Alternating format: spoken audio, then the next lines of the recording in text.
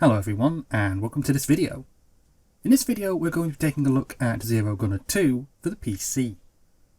The game is a classic retro style 2.5D shoot 'em up and oddly has a fair bit of history about it, which we'll go into later.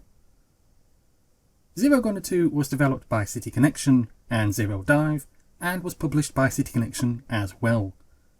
Sadly, vertical and side-scrolling shoot 'em ups just don't get the attention that they deserve these days, and they have become a very rare breed.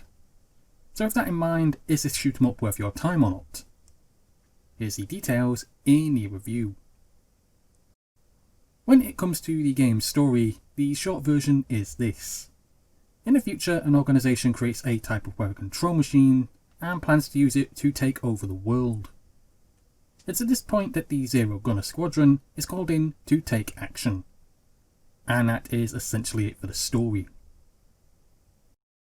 Character-wise, well, there isn't any really. You do get a choice of 3 helicopters to choose from, but that is pretty much about it.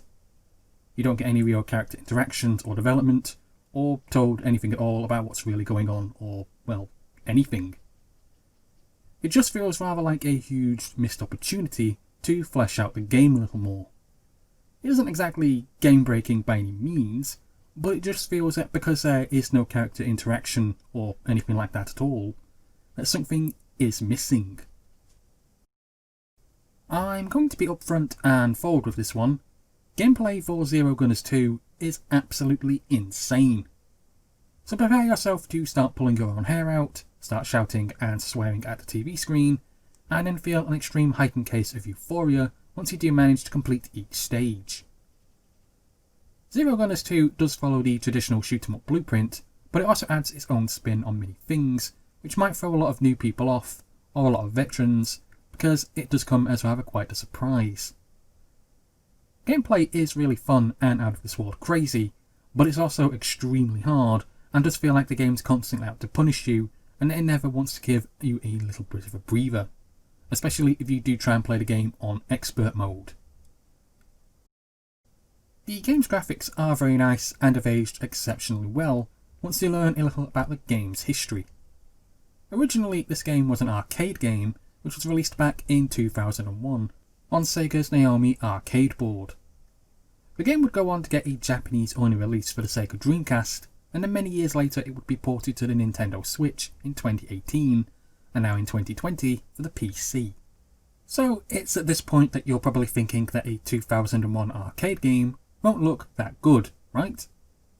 Well, I could go into a long and lengthy detailed explanation about the game's graphics and how wonderful they actually are, but instead I'll simply just let the game footage do the work for me. You get many different locations in the game to explore, ranging from train yards, large open oceans, ruined cities, snowy plains, and more. Each area is beautifully well created and designed, and there's so much going on around them that indeed, if I did have anything negative to say about the game's levels, it would be that sometimes they feel almost as if they are a bit too busy. The game is hard enough as it is, but I found myself being distracted a lot of time by things around the level which weren't actually a threat to me, but I wouldn't know this unless I took time to turn around and take action against them, which would then result in me taking my sights away from the real enemy, which would result in me dying and having to start all over again.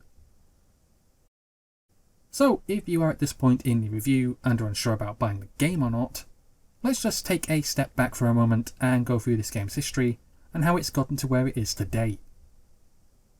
Zero Gunners 2 started life as an arcade game on Sega's Naomi board back in 2001. It would get a Japanese-only Dreamcast release, and then it would be brought back to life on a Nintendo Switch in 2018. And now finally in 2020, it's on the PC, looking bigger and better than it's ever done before. So is this almost 20-something-year-old game actually worth it today? I would have to say that yes, it definitely is. It's held up exceptionally well and hasn't lost a single step in all the time that's passed.